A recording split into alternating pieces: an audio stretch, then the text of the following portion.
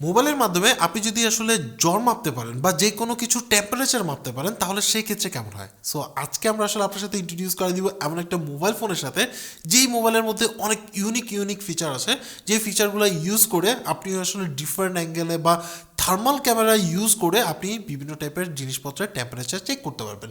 For example, সেটা মোবাইলের হতে পারে, সেটা আপনার এসির হতে পারে, সেটা যে কোনো পজিশনের হতে পারে বা কোনো হিউম্যান বিংয়ের হতে পারে, মানে যে কোনো টাইপের যে কোনো কিছুর থার্মাল ইমেজের জন্য বা থার্মাল ভিডিওর জন্য আপনি চাইলে এই ফোনটা ইউজ করতে পারেন। সো হ্যালো ভিউয়ার্স, আসসালামু আলাইকুম, আমি Mahfuz Alam from Realtek master.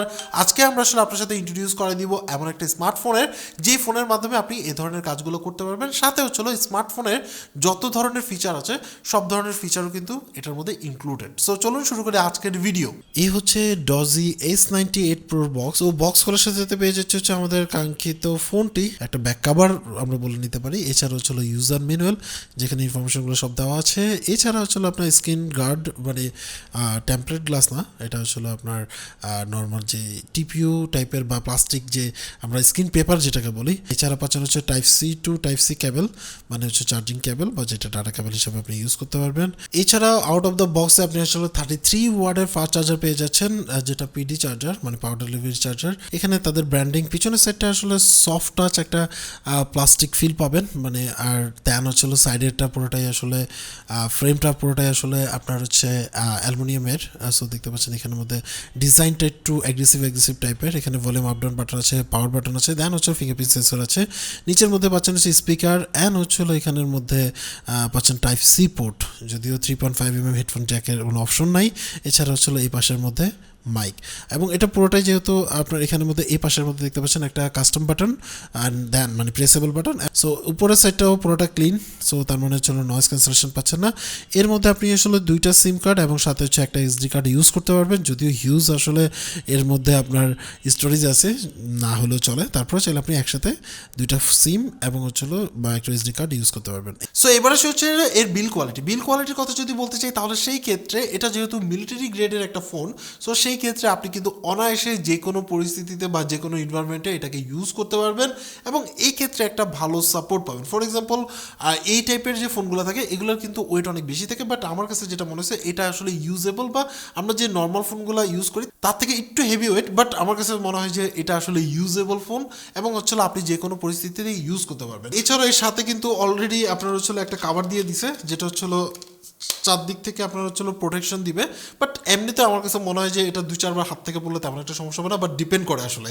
Normally যদি অ্যাক্সিডেন্টলি হয় তাহলে সেই ক্ষেত্রে কিছুটা নর্মাল ফোন থেকে একটু বেটার প্রোটেকশন আপনি এর মধ্যে পেয়ে যাচ্ছেন। সো এবারে হচ্ছে ডিসপ্লে কোয়ালিটির কথা যদি বলতে চাই, তাহলে সেই ক্ষেত্রে এর মধ্যে ইউজ করা হচ্ছে 6.3 ইঞ্চের আপনার হচ্ছে এলসিডি, মানে আইপিএস গ্রেডের এলসিডি ডিসপ্লে, যেটা নিটস হচ্ছিল 500 নিটস।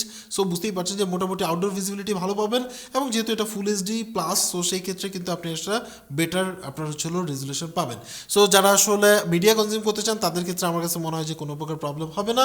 এছাড়া আমার কাছে মনে হচ্ছে যে টাচিং এর ক্ষেত্রে কোনো প্রবলেম পাইনি, মানে আপনার হচ্ছিল ভালোই রেসপন্সিভ ছিল। আর পারফরমেন্সের ক্ষেত্রে এর মধ্যে ইউজ করা হয়েছে আপনার হিলিও Z96 যে প্রসেসর আছে, যেটা হচ্ছিল গেমিং প্রসেসর। এই প্রসেসর ইউজ করার কারণে দেখা গেছে যে আপনি ডেইলি টাস্কিংয়ে যে ব্যাপারগুলো আছে সেগুলো কিন্তু অনায়াসে হ্যান্ডেল করতে পারবেন। সেটা মিডিয়া কনজিউম হতে পারে, সেটা সোশ্যাল মিডিয়া ইউজ হতে পারে, বা যে কোনো অফিস টাস্ক যদি হয়ে থাকে সেগুলো কিন্তু আপনি অনায়াসে করতে পারবেন। এছাড়াও গেমিং এর ক্ষেত্রে কিন্তু মোটামুটি একটা ভালো সাপোর্ট পাবেন, যেহেতু G96 একটা গেমিং প্রসেসর। সো সেই ক্ষেত্রে আমার কাছে মনে হয় যে আপনি আসলে, আমার কাছে যেটা পাবজি খেলে দেখেছি বা টুকটাক আদার্স যে গেমগুলো ছিল সেই ক্ষেত্রে আমরা কোনো প্রকার ল্যাগ ফিল করিনি। বাট অ্যাভারেজলি যদি বলতে চাই, তাহলে আপনি যদি মিড লেভেলের গেমার হয়ে থাকেন তাহলে সেই ক্ষেত্রে আপনি চাইলে এটাকে ইউজ করতে পারেন। বাট এটার ওয়েটের কথাও কিন্তু খেয়াল রাখতে হবে, যে গেম খেলার ক্ষেত্রে কিন্তু হাতে যদি ওয়েট বেশি পড়ে যায় তাহলে সেই ক্ষেত্রে একটু ঝামেলা হতে পারে অনেকের জন্য। গেমিংয়ের ক্ষেত্রে আমাদের পারফরমেন্স মোটামুটি ভালো ছিল এবং এই ক্ষেত্রে তেমন একটা হিটিং ইস্যু আমরা দেখি নেই। আর সবচেয়ে মজার ব্যাপার হচ্ছে এর মধ্যে যেহেতু 8GB র্যাম এবং 256 স্টোরেজ থাকতেছে, সো সেই ক্ষেত্রে কিন্তু আপনার র্যাম এবং রোমের ক্ষেত্রেও কিন্তু তেমন একটা ঘাটতি পড়বে না। সো তার মানে হচ্ছিল পারফরমেন্সের ক্ষেত্রে তেমন একটা আপনি ঘাটতি পাবেন না। আমার কাছে মনে হয় যে মিড লেভেলে যত ধরনের কাজ আছে অনায়াসে আপনি এটার মাধ্যমে করতে পারবেন। সো এবারে হচ্ছে ক্যামেরা পারফরমেন্স। ক্যামেরার কথা যদি বলতে চাই, তাহলে সেই ক্ষেত্রে এখানের মধ্যে একটা ইনোভেশন মানে তারা আসলে ইস্টাবলিশ করছে, যেটার মধ্যে এর মধ্যে কিন্তু আপনি মেইন ক্যামেরা হিসাবে পাচ্ছেন 48 মেগাপিক্সেলের ওয়াইড ক্যামেরা, অ্যান্ড দেন হচ্ছিল 20 মেগাপিক্সেলের আপনার হচ্ছিল নাইট ভিশন ক্যামেরা, এবং মানে যেটার মধ্যে আপনি আসলে 2 ইনফ্রারেড পাচ্ছেন, মানে হচ্ছিল নাইট ভিশনের জন্য যেই টেকনোলজিটা ইউজ করা হয়েছে তাতে দেখা গেছে যে আপনি মোটামুটি ভালো মানের আপনার হচ্ছে ছবি বা ভিডিও আপনি হচ্ছে রেকর্ড করতে পারবেন এই 20 মেগাপিক্সেলের ক্যামেরা দিয়ে। এবং মাঝখানে যেটা দেখছেন সেটা হচ্ছে থার্মাল ইমেজিং ক্যামেরা।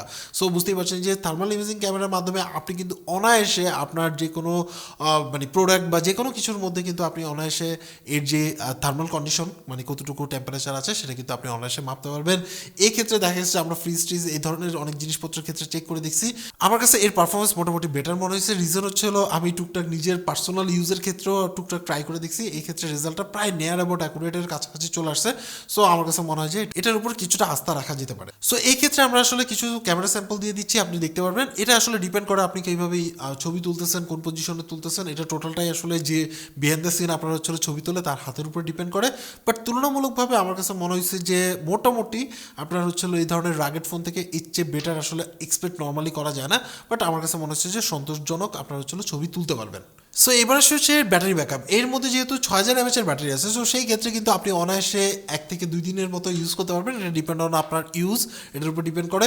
এছাড়াও যদি স্ট্যান্ড বাই মুডে যান তাহলে সেই ক্ষেত্রে বা নর্মাল যদি ফোন কলের সাথে কানেক্টেড থাকেন বা টুকটাক ফোন টোন করাটা, তাহলে সেই ক্ষেত্রে একটু বেটার ব্যাটারি ব্যাকআপ পাবেন। এটা টোটালটাই আপনার ইউজের উপর ডিপেন্ড করে। এছাড়াও মজার ব্যাপার হচ্ছে এটা আউট অফ দ্য বক্সই আপনি আসলে 33 ওয়াটের ফাস্ট চার্জার পেয়ে যাচ্ছেন। সো সেই ক্ষেত্রে কিন্তু আপনি ফাস্ট দিয়ে আপনার এই ফোনটাকে চার্জ দিয়ে নিতে পারতেছেন। সো ব্যাটারি নিয়ে আসলে তেমন একটা প্রবলেম ফেস করতে হবে না। সো এবার ওভারঅল যদি আমি আসলে কনক্লুশন করি তাহলে সেটার ক্ষেত্রে এটা হচ্ছে এমন একটা ফোন যার মধ্যে আপনি ডেইলি টাস্কিং থেকে শুরু করে ইচ অ্যান্ড এভরিথিং আপনি করতে পারবেন। তাছাড়াও আপনি কিছু অ্যাডভান্টেজ পাবেন। ফর এক্সাম্পল যেটা হচ্ছিল থার্মাল ক্যামেরার একটা এক্সট্রা অ্যাডভান্টেজ পাবেন, যে অ্যাডভান্টেজটা ইউজ করে আপনি দেখা গেছে যে বিভিন্ন থার্মাল ইমেজ ক্যাপচার করতে পারবেন। ইভেন নাইটেও আপনি চাইলে এই থার্মাল ক্যামেরা ইউজ করে কারো লোকেশন বা কারো কোনো ডিটেকশন কোনো মানে ফর এক্সাম্পল মনে করেন যে থার্মাল ক্যামেরাতে আমরা আসলে ওই গোস্টোস্টের ভিডিও টিডিও দেখি, সেটা তো আলাদা বিষয়। বাট আপনার হচ্ছে কোনো ফরেস্টে গেলেন বা কোনো একটা প্রাণী ডিটেক্ট করার জন্য কিন্তু আপনি অনায়াসে এই থার্মাল ক্যামেরা ইউজ করতে পারবেন এবং নাইট ভিশনের সাপোর্টটা কিন্তু আপনি পাচ্ছেন। সো এবার আসে হচ্ছে এটার আসলে প্রাইস। এর প্রাইস আসলে ডিপেন্ড করে $350 রাইট নাও। এর আগে একটু প্রাইস বেশি ছিল, রাইট নাও $350, নিয়ার অ্যাবাউট 35,000 টাকা বা এর আশেপাশে আসলে এর প্রাইসটা পাবেন যখন আমরা ভিডিওটি পাবলিশ করছি। এই ক্ষেত্রে আপনি যদি আসলে বিগ ডিসকাউন্টে এই প্রোডাক্টটা কিনতে চান তাহলে সেই ক্ষেত্রে ভিডিও ডিসক্রিপশনে রেলমাটি পেজের লিঙ্ক আছে, সেখান থেকে গিয়ে দেখতে পারেন। যদি স্টক থাকে তাহলে পারচেস করতে পারেন। সো আজকে এই পর্যন্ত অ্যাকচুয়ালি আপনার কাছে এই ফোনটা কেমন লাগছে সেটা অবশ্যই কমেন্টস করে জানাবেন। সবাই ভালো থাকবেন, আল্লাহ হাফেজ।